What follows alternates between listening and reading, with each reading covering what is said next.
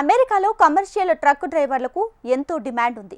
వీరికి పెద్ద మొత్తంలో వేతనాలు చెల్లిస్తారు. ఎంతో మంది భారతీయ డ్రైవర్లు అగ్రరాజ్యంలో ట్రక్కులు తోలుతూ లక్షల రూపాయలను ఆర్జిస్తున్నారు. తాజాగా అధ్యక్షుడు డొనాల్డ్ ట్రంప్ ఆదేశాలతో కొత్త వీసాల జారీతో పాటు విదేశీయులకు కమర్షియల్ డ్రైవింగ్ లైసెన్సులు జారీ కూడా నిలిపివేశారు. దీంతో అమెరికాలో ట్రక్ డ్రైవర్లుగా ఉపాధి పొందుతున్న భారతీయ డ్రైవర్లకు వీసా కష్టాలు ఎదురవుతున్నాయి. ఇందుకు కారణం తాజాగా ఓ సిక్కు డ్రైవర్ చేసిన భారీ ప్రమాదమే కారణమంటున్నారు. మరోవైపు డ్రంక్ అండ్ డ్రైవ్ కేసులను తిరగదోడి వీసాలను రద్దు చేయాలనే నిర్ణయం కలకలం రేపుతుంది.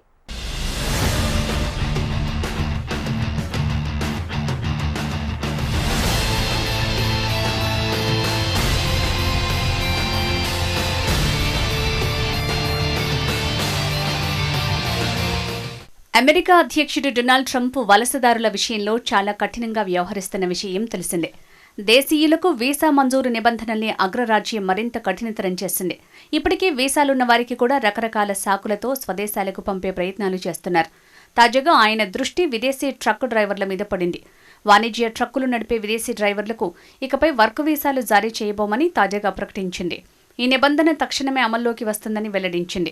ఈ మేరకు అమెరికా విదేశాంగ శాఖ కార్యదర్శి మార్కో రూబియో ప్రకటించారు. విదేశీ డ్రైవర్ల కారణంగా అమెరికన్ల ప్రాణాలు పోతున్నాయని, అందుకే ఈ నిర్ణయం తీసుకున్నట్లు రూబియో పేర్కొన్నారు. ఇది తక్షణమే అమల్లోకి వస్తుందని వెల్లడించారు. ఈ పరిస్థితికి కారణం ఓ భారతీయ truck డ్రైవరే.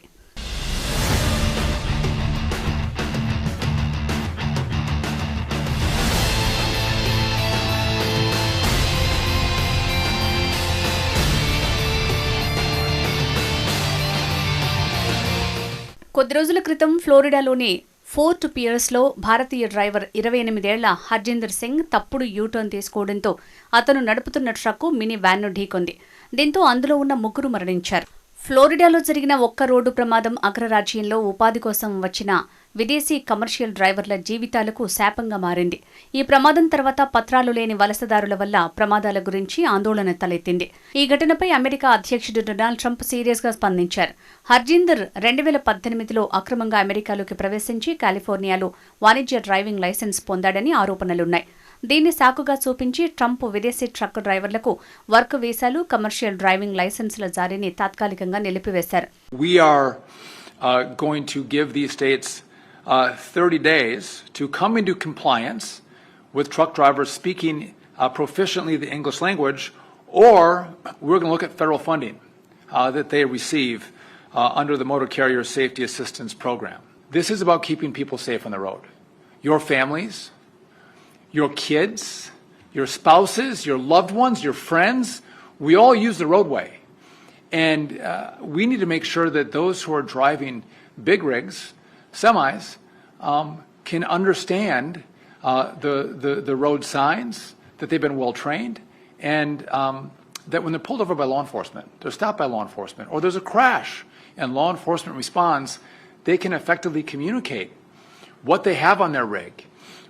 There might be a history that they have to be able to communicate to law enforcement when they're pulled over or there's an accident.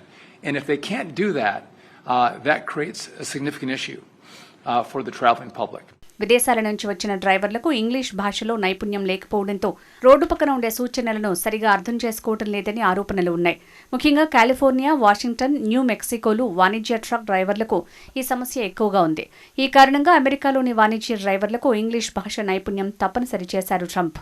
అమెరికాలోని రవాణా రంగం చాలా మంది డ్రైవర్లను ఆకర్షించడానికి ప్రధాన కారణం భారీగా ఆదాయం ఉండటమే. అక్కడ పెద్ద మొత్తంలో లభించే వేతనాలు సురక్షిత జీవితానికి మార్గంగా భావిస్తారు. అమెరికాలో డ్రైవర్లకు ప్రయాణ దూరం ఆధారంగా చెల్లింపులు ఉంటాయి. ప్రాంతాన్ని బట్టి ఒక్కో మైలుకు $0.60 నుంచి $0.70 వరకు లభిస్తుంది. ప్రతి డ్రైవర్ రోజుకు 500 నుంచి 600 మైళ్లను సులువుగా ప్రయాణిస్తాడు. ఈ లెక్కన భారత కరెన్సీలో వారికి నెలకు 4.2 లక్షల నుంచి 6.7 లక్షల వరకు ఆదాయం లభిస్తోంది. కొన్ని సంస్థలు మాత్రం డ్రైవర్లకు గంటల చొప్పున లెక్కగట్టి ఇస్తారు. గంటకు 1680 నుంచి 2520 వరకు ఇస్తారు. సగటున ఏటా ఒక డ్రైవర్ 40 లక్షలు సంపాదిస్తాడు. ఇక ఈ వాల్మార్ట్, అమెజాన్ వంటి కంపెనీలైతే సీజనల్ డ్రైవర్లకు ఏటా 92 లక్షల వరకు చెల్లిస్తాయి. డ్రైవర్ల అనుభవం, ప్రాంతం, యజమాని ఆధారంగా స్వల్ప మార్పులు ఉంటాయి. అమెరికాలో కమర్షియల్ ట్రక్ డ్రైవర్లకు కొరత తీవ్రంగా ఉంది. అక్కడ అవసరమైన వారికన్నా తక్కువ డ్రైవర్లున్నారు. 2025 బడ్జెట్ సంవత్సరంలో అమెరికాలో విదేశీ డ్రైవర్లకు 1490 H-2B వీసాలను జారీ చేశారు.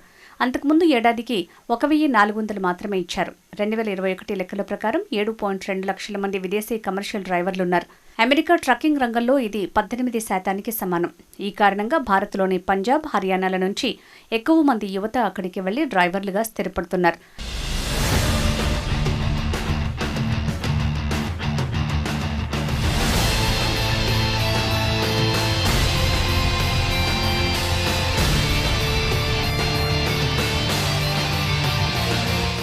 రెండు 2018లో గణాంకాల ప్రకారం కేవలం 2 ఏళ్ల వ్యవధిలోనే 30,000 మంది భారతీయ సిక్కులు ట్రక్కింగ్ రంగంలో చేరారంటే అర్థం చేసుకోవచ్చు. నార్త్ అమెరికన్ పంజాబీ ట్రక్కింగ్ అసోసియేషన్లో 1,400 మంది సభ్యులున్నారు. వీరికి మొత్తం 9,000 ట్రక్కులున్నాయి. అమెరికన్లు కమర్షియల్ డ్రైవింగ్ వృత్తి మీద పెద్దగా ఆసక్తి చూపటం లేదు. దీంతో విదేశీ డ్రైవర్ల మీద నిషేధం స్వల్పకాలమే ఉంటుందని భావిస్తున్నారు. మరోవైపు అమెరికాలో వీలైనంత వరకు ప్రతి ఒక్క ఉద్యోగం అమెరికన్లకే దక్కాలనే ట్రంప్ ఆలోచనపై కసరత్తు చేస్తున్న అధికారులు విదేశీయులను సాగనంపేందుకు అన్ని రకాల మార్గాలను అన్వేషిస్తున్నారు. ఇందులో భాగంగా మద్యం తాగి వాహనం నడపడంతో నమోదైన పాత కేసులను సైతం తిరగదోడి ఆయా వ్యక్తులపై మళ్లీ నేరాభియోగాలు మోపి దేశం నుంచి బహిష్కరించాలని ప్రణాళికలు రూపొందించారు. తాజాగా ఇమ్మిగ్రేషన్ అండ్ నేషనల్ చట్టానికి సవరణలు చేస్తూ ఈ HR 875 బిల్లును తీసుకొచ్చారు. దీని ప్రకారం అమెరికా పౌరసత్వం లేని విదేశీయులు మద్యం తాగి లేదంటే మద్యం మత్తులో వాహనం నడిపి రోడ్డు ప్రమాదం జరిగినా, అమెరికన్ల ప్రాణాలు హరించినా అలాంటి వ్యక్తులను దేశ బహిష్కరణ చేయాలనే ప్రధాన ఉద్దేశంతో ఈ బిల్లును తీసుకొచ్చారు. ఈ బిల్లు చివరికి మారితే ఇప్పటికే పాత డ్రంక్ అండ్ డ్రైవ్ కేసులున్న గ్రీన్ కార్డు పొందిన భారతీయులకు కష్టాలు మొదలు కానున్నాయి. ఇక విద్యార్థి H-1B వంటి వీసాలు పొందిన భారతీయులకు బహిష్కరణ వేటు పడే అవకాశం ఉంది.